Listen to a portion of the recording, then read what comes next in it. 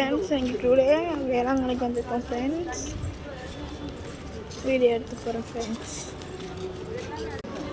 இதுதான் சர்ச்சு. இதுக்குள்ளே தான் மாதா இருக்காங்க. இது வந்து சர்ச்சு ப்ரேயர் நடக்குது இப்போது. இது வந்து இதில் ஜீசஸ் உள்ள இருக்காங்க. ப்ரேயர் போயிட்டு இருக்கு கீழே. வாங்க அப்படியே பாருங்க.